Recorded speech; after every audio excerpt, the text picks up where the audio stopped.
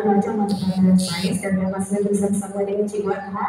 Cikgu, kita nak teruskan mula dengan diorama pembahasan pergerakan haiwan. Cikgu? Ya, aktiviti. Assalamualaikum, selamat pagi murid-murid semua.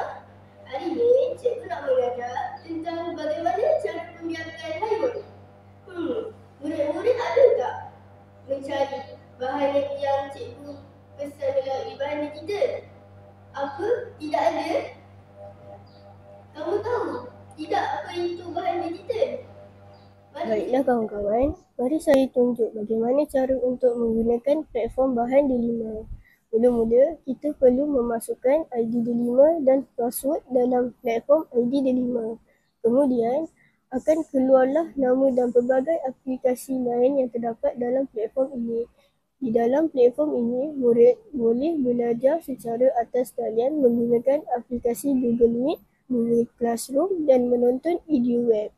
Di bahagian ruang pembelajaran saya, kita dapat melihat pelbagai aplikasi menarik yang boleh digunakan untuk murid belajar secara maya. Antaranya ialah terdapat buku teks digital, bahan interaktif dan sebagainya. Dalam aplikasi buku teks digital, murid dapat membaca buku teks secara atas talian di dalam telefon pintar di mana-mana sahaja. Melalui aplikasi EduWeb TV, kita boleh menonton pelbagai jenis video berkaitan dengan pendidikan. Terdapat banyak video yang boleh mengikut aras kefahaman murid.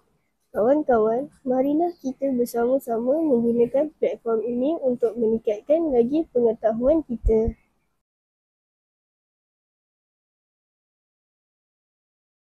Bersama saya hari ini, Guru Penolong Kanan Kokurikulum Wan Nur Ashikin binti Syarif. Assalamualaikum cikgu, apa khabar?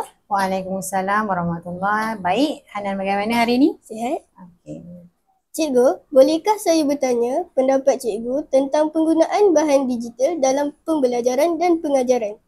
Okey, penggunaan bahan digital. Seperti yang kita tahu, hasrat KPM, Kementerian Pendidikan Malaysia adalah untuk melahirkan murid yang fasih digital. Jadi sebagai seorang guru, kita perlulah merealisasikan hasrat KPM tersebutlah. Oh begitu. Adakah cikgu juga turut menggunakan bahan digital semasa proses pengajaran dan pembelajaran cikgu? Sudah tentu, tapi tidak sepanjang masa lah. Ada waktu-waktu tertentu saya menggunakan bahan-bahan digital. Lebih-lebih lagi sekarang ni adanya pelantar D5 yang mana memudahkan untuk murid dan juga guru-guru mengakses pelantar tersebut.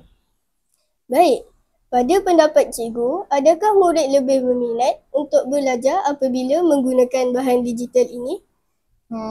Kalau ikutkan mereka memang akan lebih berminat lah, sebab bila melalui digital ni ianya adalah interaktif, pendekatannya secara interaktif.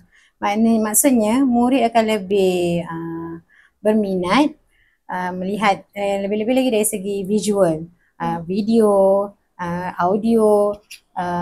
Banyak kan sekarang ni pendekatan ataupun melalui quiz, permainan yang ada yang mana kita boleh dapat dengan mudah di pelantar D5 sebenarnya.